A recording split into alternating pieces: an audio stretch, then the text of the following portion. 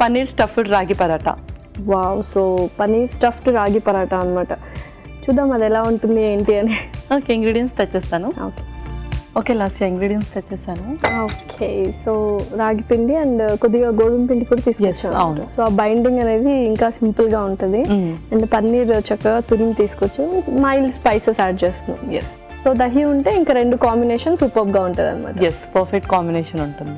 So మరి start చేసేద్దాం. Start చేసేద్దాం. ముందుగా పన్నీర్ తురుము ఒక స్పూన్, ముందుగా జీరా పౌడర్ కొంచెం,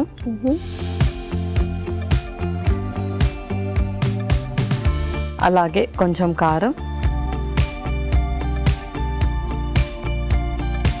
కొంచెం ఉప్పు,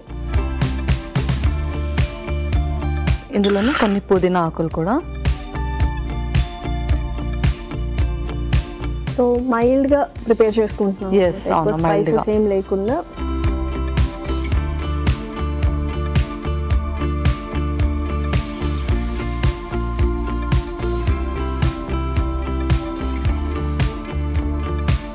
సో పర్ఫెక్ట్ స్టఫింగ్ అయితే ప్రిపేర్ అయిపోయింది. ఇది పక్కన పెట్టేసుకొని ఇప్పుడు పిండి కలిపేసుకుందాం. ఇంకొక బౌల్,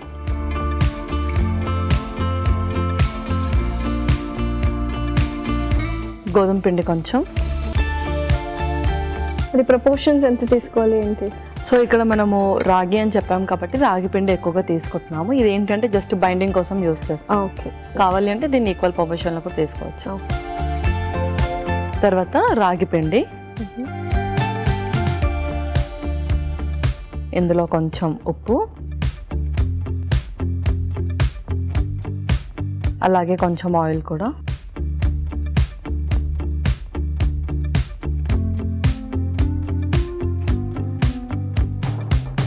సో లైట్గా వాటర్ వేసేసుకుందాం.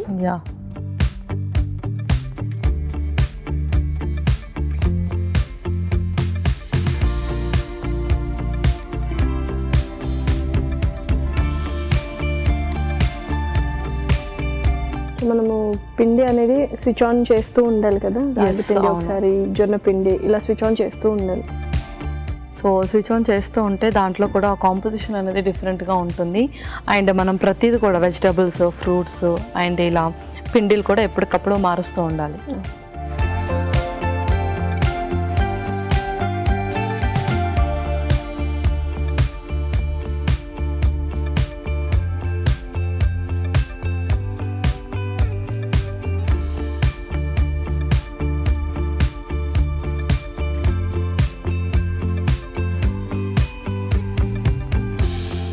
అండ్ నైట్ టైమ్స్ కూడా తీసుకోవచ్చా పరాటాస్? కొద్దిగా స్టఫింగ్ ఎక్కువ ఉంది కదా, హెవీగా ఫీల్ అవుతారా ఏంటి, లేకపోతే మార్నింగ్ ఒకటే తీసుకోవాలి? లేదు, మనం నైట్ కూడా ఇది తీసుకోవచ్చు. ఎందుకంటే మనం పన్నీర్ యాడ్ చేసాము అండ్ స్పైసెస్ కూడా చాలా మైల్డ్గా యాడ్ చేసాం కాబట్టి హ్యాపీగా నైట్ కూడా తీసుకోవాలి.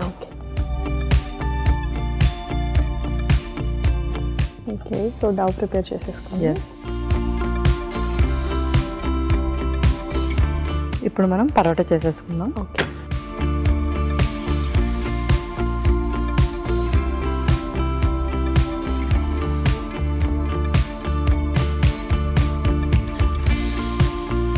ట్రేలో కొద్దిగా ప్యాన్ వేడి చేస్తాను. మనం గీతో చేద్దాం ఇది. ఓకే, సో కొద్దిగా జస్ట్ నెయ్యిని అలా గ్రీస్ చేస్తూ ఉన్నాం. ఓకే,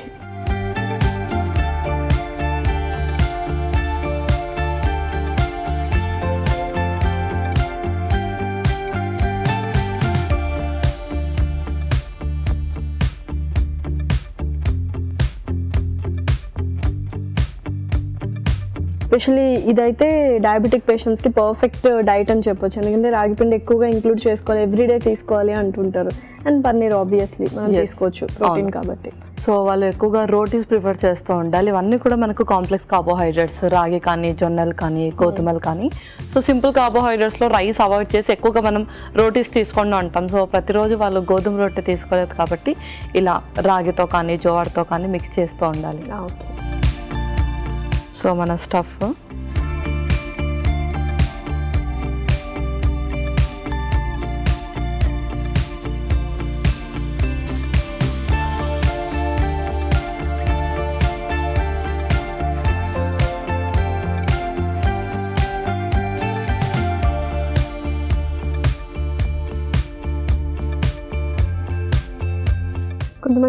పిండి చేసేటప్పుడు అందులోనే కలిపేసుకుంటూ ఉంటారు అనమాట, Yes. స్టఫింగ్ కాకుండా.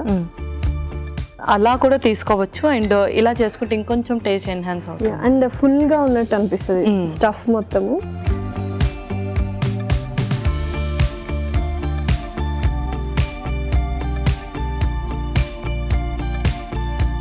ప్రాసెస్ అంతా ఈజీ, కానీ ఇక్కడ మాత్రం కొద్దిగా కేర్ఫుల్గా ఉండాలి పరాటాస్లో స్టఫ్ చేసినప్పుడు.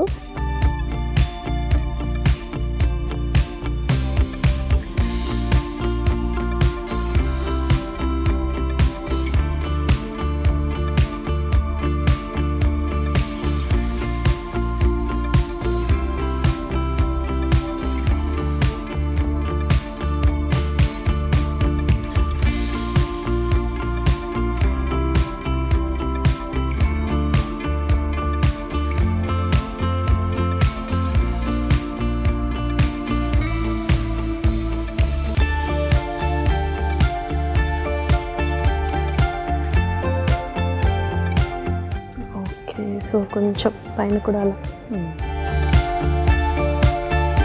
సో ఇవైతే 1 or 2 క్వాంటిటీ ఈజీగా తినేయచ్చు అనమాట, ఎందుకంటే పామ్ సైజ్ లాగా కొంచెం పెద్దగా చేసాం కాబట్టి. ఎస్, అవును. అండ్ ఇందులో మనము 2 పిండిలు కలిపాము, అండ్ అలాగే పన్నీర్ కూడా మనకు మంచి మోడరేట్ క్యాలరీస్, లో ఇన్ క్యాలరీస్ అని చెప్పలేం, కానీ మోడరేట్ క్యాలరీసే కాబట్టి హ్యాపీగా ఇది 2 తింటే ఫుల్ అయిపోతుంది. Okay, super. సో మరి రెండు వైపులా కాల్చుకుందాము. ఓకే పల్లవి, సో చక్కగా కాలిపోయింది, ఇంకా సర్వ్ చేసుకుందాము. ఇంకా మనం సర్వ్ చేస్తాం.